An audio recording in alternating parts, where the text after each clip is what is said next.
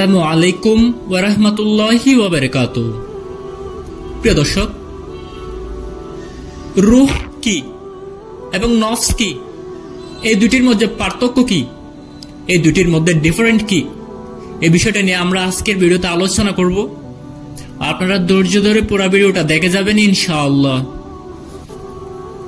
প্রিয় দর্শক, প্রিয় শ্রোতাবৃন্দ, আমি এই বিষয়ে বেশ কিছু মতামত আলোচনা করব, কিন্তু এর আগে উপসংহারটি বলে দিচ্ছি, আর তা হলো আল্লাহ ভালো জানেন। অনেক তত্ত্ব রয়েছে, অনেক ব্যাখ্যা রয়েছে রূহ এবং নফসের মাঝে সম্পর্কের ব্যাপারে। রূহ এবং অস্তিত্ব, রূহ এবং নফস সম্পর্কিত এই আলোচনাটি আসলে ইসলাম পূর্ব সময় থেকে চলে আসছে। এটি ছিল প্রাচীন দার্শনিকদের আলোচনার একটি বিষয়। এটা ছিল ইসলামের বিভিন্ন দল উপদলের আলোচনার বিষয়, আর এর অনেক ধরনের ব্যাখ্যাও বিদ্যমান। সুফিবাদের নিজস্ব ব্যাখ্যা রয়েছে, কালাম শাস্ত্রবিদদের নিজস্ব ব্যাখ্যা রয়েছে, কিন্তু বাস্তবিক অর্থে এটা সম্পূর্ণরূপে গায়েবের বিষয়। তো আমরা যা করতে পারি তা হলো রূহ এবং নফসকে কোরআনের দৃষ্টিকোণ থেকে দেখতে পারি, আর অনেক একাডেমিকরাই এমনটাই বলেছেন। কিভাবে রূহ শব্দটি কোরআনে ব্যবহৃত হয়েছে? উদাহরণস্বরূপ আমরা দেখতে পাই যে আল্লাহ জিবরিল আলাইহিস সালামের জন্য কোরআনের রূহ শব্দটি ব্যবহার করেছেন, তাই না? কুল্লু নাযালাহু রূহুল কুদ্দুস।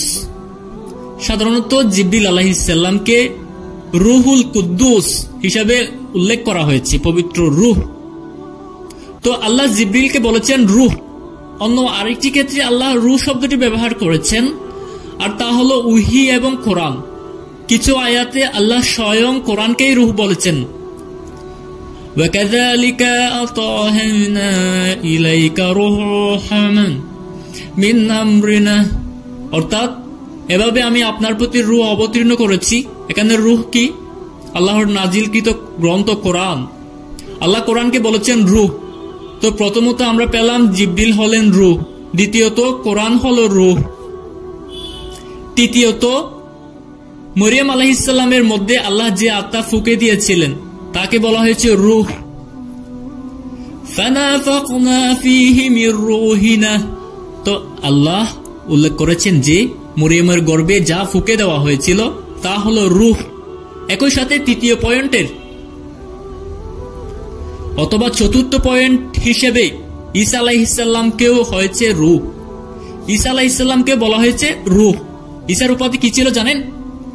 রূহুল্লাহ। এটা কোরআনে এসেছে যে আল্লাহ ঈসাকে রূহ বলেছেন। কোরআনে আল্লাহ তাআলা বলেছেন, ইন্নামাল মাসিহু ঈসা ইবনু মারইয়াম রাসূলুল্লাহি ওয়া কালিমাতুহু আলকাহা ইলা মারইয়াম ওয়া রূহুম মিনহু, অর্থাৎ ঈসা হলেন মাসিহ এবং আল্লাহর কালিমা এবং আল্লাহর পক্ষ থেকে প্রেরিত রূহ। এটা কোরআনে এসেছে। তো ঈসাকেও আল্লাহর পক্ষ থেকে প্রেরিত রূহ বলা হয়েছে। এছাড়া কোরআনে আল্লাহ রূহ বলে আখ্যায়িত করেছেন তার সাহায্যকে, যা আকাশ থেকে নেমে আসে। আল্লাহ এটাকেও রূহ বলেছেন। কোরআনে আল্লাহ তাআলা বলেছেন, উলাইকা কাতাবা ফি কুলুবিহিমুল ঈমানা ওয়া আইয়াদাহুম বিরূহিম মিনহু, অর্থাৎ সাহাবীগণ হলেন তারা যাদের হৃদয়ে আল্লাহ ঈমানকে লিপিবদ্ধ করে দিয়েছেন। কাতাবা ফি কুলুবিহিমুল ঈমান, তারপর আল্লাহ বলেছেন ওয়া আইয়াদাহুম বিরূহিম মিনহু, অর্থাৎ আল্লাহ সাহাবীদেরকে তার পক্ষ থেকে প্রেরিত একটি রূহ দ্বারা সাহায্য করেছেন। এখানে রূহ দ্বারা কি বোঝাচ্ছে? এটা ঐশী সাহায্য, ঐশী সহযোগিতা যা এসেছিল বদর যুদ্ধে এবং অন্যান্য যুদ্ধে। আল্লাহ এটাকে রূহ বলেছেন। আর ষষ্ঠতম ক্ষেত্রে দেহের ভিতরে অবস্থিত আত্মার জন্য রূহ শব্দটি কোরআনে ব্যবহৃত হয়েছে, তাই না? ওয়ায়াসআলুনাকা আনির রূহ কুলির রূহ মিন আমরি রাব্বিহ এটাই দেহের ভিতরে অবস্থিত রূহ। এখন এই সবগুলো ক্ষেত্রে আমরা লক্ষ্য করেছি যে রূহ এমন একটি জিনিস যার অবস্থান সাধারণত আমাদের দৃষ্টির বাইরে, এটা আমরা দেখতে পাই না। একমাত্র ঈসা ছাড়া তিনি ছিলেন অনুভূতিযোগ্য এবং স্পর্শযোগ্য। এছাড়া অন্যগুলো আমাদের দৃষ্টির বাইরে, এটা ভিন্ন জগতের ব্যাপার। এটা অন্তর্নিহিত কোনো শক্তি অথবা বল, যাকে আল্লাহ ব্যবহার করেন সাহায্য হিসাবে অথবা জীবন সংসার হিসাবে। তাই কোরআনকে রূহ বলা হয়, কারণ কোরআন আত্মাকে জীবন্ত করে তোলে। উহিকে বলা হয়েছে রূহ, ইমানকে বলা হয়েছে রূহ। আল্লাহ বলেছেন, আমি ইমানদারকে রূহের মাধ্যমে সাহায্য করেছি। তো এসবগুলো ঐশী সাহায্য যা জীবন নিয়ে আসে। আর এই জন্য কোরআনকেও রূহ বলা হয়, কারণ এটা রূহকে জীবিত করে তোলার প্রধানতম মাধ্যম। জিব্রিলকে রূহ বলা হয়, কারণ জিব্রিল সে জীবনকে নিয়ে এসেছেন, আধ্যাত্মিক সে জীবন। জিব্রিল আল্লাহর সবগুলো ওহী নিয়ে এসেছেন, তো তিনি আলোক সঞ্চারণ করেছেন। তিনি সৃষ্টির মাঝে জীবন নিয়ে এসেছেন তাওরাত, ইনজিল, জাবুর এবং মহাগ্রন্থ আল কোরআন ওহীর মাধ্যমে। তাই তাকে আল্লাহর পক্ষ থেকে আগত রূহ বলা হয়েছে। তো রূহের জন্য এই সকল অর্থ ব্যবহৃত হয়েছে। এখানে মূল অভিন্ন ধারণাটি হলো, এটা এমন জিনিস যা জীবন প্রদান করে, যা শক্তি সঞ্চার করে, যা আল্লাহর সাহায্য। নফসের বিষয় বলতে গেলে, প্রিয় দর্শক, নফস শব্দটি কোরআনে অনেক অনেক বেশি সংখ্যকবার এসেছে। রূহ শব্দটির তুলনায় সম্ভবত 8 বার বেশি এসেছে। নফস শব্দটি কোরআনে অনেক বেশি সংখ্যকবার এসেছে। আর আপনি যদি সেই সবগুলো আয়াত লক্ষ্য করেন, এর ব্যবহারের বহু সংখ্যক শ্রেণীবিভাগ দেখতে পাবেন। কিন্তু খুবই কম সংখ্যক ক্ষেত্রে কখনো কখনো নফস শব্দটি রূহের সমর্থক হিসেবে এসেছে। তাই এটা একটা ব্যতিক্রম, এরকমটাও পাওয়া যায়। উদাহরণস্বরূপ, ইবনে মাজাহ শরীফের বিখ্যাত একটি হাদিসে রাসূল সাল্লাল্লাহু আলাইহি ওয়াসাল্লাম বলেছেন, তোমরা কি এমন মৃত ব্যক্তিকে দেখোনি যার চোখ দুটো উপরের দিকে তাকিয়ে থাকে? তারা বললেন, এটা কেন ইয়া রাসূলুল্লাহ? তিনি বললেন, নফস যখন দেহ ত্যাগ করে, দৃষ্টি তখন তার অনুসরণ করে। নফস যখন দেহ ত্যাগ করে, হাদিসে তিনি রূহ শব্দটি বলেননি। যখন নফস দেহ ত্যাগ করে, দৃষ্টি তখন তার অনুসরণ করে, এটাই বলেছেন। আর এই জন্যই যারা জাগ্রত অবস্থায় মৃত্যুবরণ করে, ঘুমন্ত অবস্থায় আপনার চোখ তো বন্ধই থাকে। যারাই জাগ্রত অবস্থায় মৃত্যুবরণ করে, সবসময় আপনি দেখবেন যে তারা উপরের দিকে তাকিয়ে আছে। কেন কেন রাসূল সাল্লাল্লাহু আলাইহি ওয়াসাল্লামের কারণ ব্যাখ্যা করেছেন। জীবন এবং মৃত্যুর মাঝে মিলি সেকেন্ডের মতো সময় থাকবে যখন আপনি আপনার নিজের রূহকে দেখতে পাবেন। আর স্পষ্টতই যখন আমরা নিজেকে রূহ দেখতে পাবো, আমরা এর দিকে তাকিয়ে থাকবো। অন্য সবকিছু গুরুত্বহীন হয়ে পড়বে তখন, তাই না? প্রত্যেকে নিজের রূহকে দেখতে পাবে। শেষ যে জিনিস মানুষ দেখবে তা হলো তার নিজের রূহ দেহত্যাগ করেছে, আর তারপর এটা চলে যাবে। তাই চোখ সেদিকে তাকিয়ে থাকবে। হাদিসটি একটি বিশুদ্ধ হাদিস, যেখানে রাসূল সাল্লাল্লাহু আলাইহি ওয়াসাল্লাম বলেছেন, যখন নফস দেহ ত্যাগ করবে, দৃষ্টি তার অনুসরণ করবে। তো তিনি এই হাদিসে নফসকে রূহ অর্থে ব্যবহার করেছেন।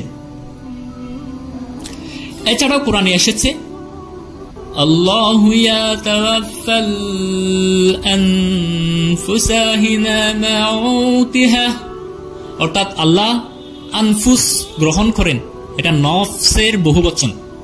আল্লাহ নফস গ্রহণ করেন যখন মৃত্যু উপস্থিত হয়। তো কখনো কখনো নফস শব্দটি রূহ অর্থে ব্যবহৃত হয়েছে, কিন্তু এটা ব্যতিক্রম। সাধারণভাবে বলতে গেলে কোরআনে নফস শব্দটি কেবলমাত্র রূহ অর্থে সীমাবদ্ধ নয়। আল্লাহ বলেছেন, কুল্লু নাফসিন বিমা কাসাবাত রহিনাহ, অর্থাৎ প্রতিটি নফস নিজের কৃতকর্মের দায়ে দায়বদ্ধ। লা ইউকাল্লিফুল্লাহু নাফসান ইল্লা উসআহা, অর্থাৎ আল্লাহ কোন নফসকে তার সামর্থ্যের অতিরিক্ত বোঝা চাপিয়ে দেন না। কোরআনে ঈসা বলেছেন, তা'লামু মা ফি নাফসি ওয়া লা আ'লামু মা ফি নাফসিক, অর্থাৎ ও আল্লাহ, আপনি জানেন আমার নফসে কি রয়েছে, আমি জানি না আপনার নফসে কি রয়েছে। তো নফস শব্দটি অনেক বেশি পরিমাণে ব্যবহৃত হয়েছে। আর সাধারণভাবে বলতে গেলে আমরা দেখতে পাই যে নফস শব্দটি ব্যবহৃত হয় যখন দেহ, রূহ এবং চিন্তা শক্তি একত্রে মিলিত অবস্থায় থাকে, যখন এটা চলাফেরা করা, কথা বলা, জীবন্ত একটি সত্তা, তখন এটাকে বলা হয় নফস। ওয়াফি আনফুসিকুম আফালা তুবসিরুন, অর্থাৎ এটা তোমাদের নিজেদের ভেতরেই, তোমরা কি দেখতে পাও না? আনফুস, তোমাদের নিজেদের মধ্যে। তো নফসকে বলা যেতে পারে নিজস্ব সত্তা, আর নিজস্ব সত্তার মধ্যে অন্তর্ভুক্ত রয়েছে দেহ, রূহ এবং চিন্তা শক্তি, এই সবগুলো একসাথে। আর সম্ভবত এটাই কোরআনে উল্লেখিত নফস শব্দটির সবচেয়ে কমন ব্যবহার। প্রিয় দর্শক, কেউ কেউ বলেছেন যে নফস তিন ধরনের: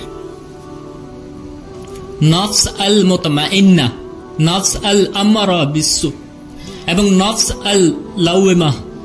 নফসুল মুতমাইন্না হলো সর্বোচ্চ শ্রেণী, আল্লাহর ইবাদতের কারণে এটা পরিতৃপ্ত এবং আখিরাতেও এটা সন্তুষ্ট থাকবে। আর সর্বনিম্ন শ্রেণী হলো নফস আল আমারা বিসু, সেই নফস যা সর্বদা খারাপ কাজের পরিচালনা দেয়। মধ্যবর্তী শ্রেণী হলো পাপকারী মুসলিম, নফস আল লাওয়ামা। কোনো ভালো কাজ করলে সে খুশি হয়, আবার যখন খারাপ কাজ করে তখন বলে কেন খারাপ কাজটা করলাম। এটা নফসুল লাওয়ামা। লাওয়ামা অর্থ এটা সর্বদা নিজের সমালোচনা করে। তো এটা হলো বিশেষ একটা ব্যাখ্যা। এটা কেন?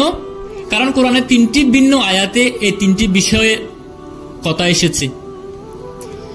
ইন্নান নাফসা লাআমারাতুন বিসু, এটা সূরা ইউসুফের আয়াত। আর নফসুল মুতমাইন্নার কথা এসেছে আম্পারায়। এরপর নফসুল লাওয়ামার কথা এসেছে আম্পারায়। এজন্য কেউ কেউ বলেছেন ভিন্ন তিনটি বিশেষণ এসেছে তিন ধরনের নফস সম্পর্কে, কিন্তু অন্যরা বলেছেন না, এটা একটা ভুল। নফস শুধু দুই ধরনের, আর তা হলো নফসুল মুতমাইন্না এবং নফসুল আম্মারা বিসু। নফসুল লাওয়ামার ক্ষেত্রে কোনো ব্যতিক্রম ছাড়াই এই অবস্থা প্রত্যেক নফসের জন্য প্রযোজ্য, কারণ প্রত্যেক নফসই নিজের সমালোচনা করে, ভালো অথবা খারাপ যেই জন্যই হোক এটা নিজের সমালোচনা করে। প্রত্যেক নফসই বলে কেন আমি এটা করলাম, কেন আমি ওটা করলাম, কেন আমি এটা করলাম না, আমার এটা করা উচিত ছিল। এটা লাওয়ামা। ক্রিয়াপদ লামা ইয়ালুমু, অর্থাৎ সমালোচনা করা, দোষারোপ করা, প্রত্যেক নফসই লাওয়ামা। তো অন্য চিন্তাবিদগণ বলেছেন নফস মূলত দুই ধরনের, নফসুল মুতমাইন্না, নফসুল আম্মারা বিসু। আরো একদল চিন্তাবিদ বলছেন না, এই তিনটি বর্ণনা ইঙ্গিত করেছে কিসের প্রতি? আপনারা মনোযোগ দিচ্ছেন? প্রথমে ছিল তিনটি শ্রেণী, তারপর আসলো দুইটি, এখন পরবর্তী বিকল্পটি কি হতে পারে? মূলত নফস এক ধরনের। তিনটি বিশেষণের সবগুলো একসাথে সকল নফসের বর্ণনা দিচ্ছে। ইন্নান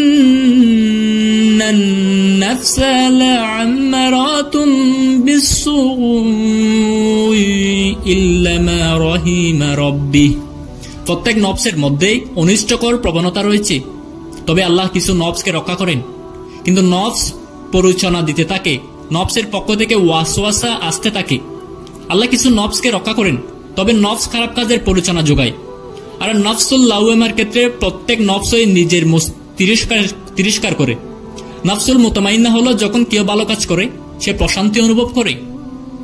তো বাস্তবিক অর্থে এই তিন ধরনের মতামতই পাওয়া যায়, কিন্তু চিন্তাবিদগণ বলেছেন যে নফস এই রূহ সামর্থক। অন্যরা এই প্রসঙ্গে আরবি ভাষার বিখ্যাত একটি মূলনীতির সাথে একাগ্রতা প্রকাশ করেছেন, আর মূলনীতিটি হলো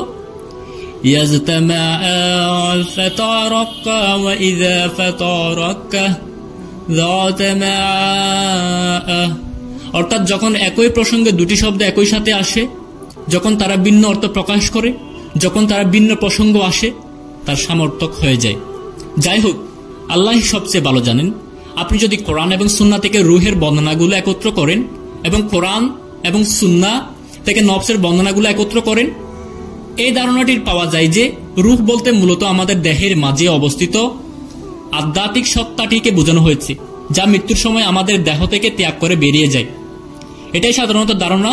রূহ হলো আমাদের অন্তর্নিহিত আধ্যাত্মিক সত্তা, আর রূহ ছাড়া দেহ মৃত্যুবরণ করে। রূহ না থাকলে দেহটা হচ্ছে মৃত এবং দেহটি লাশে পরিণত হয়।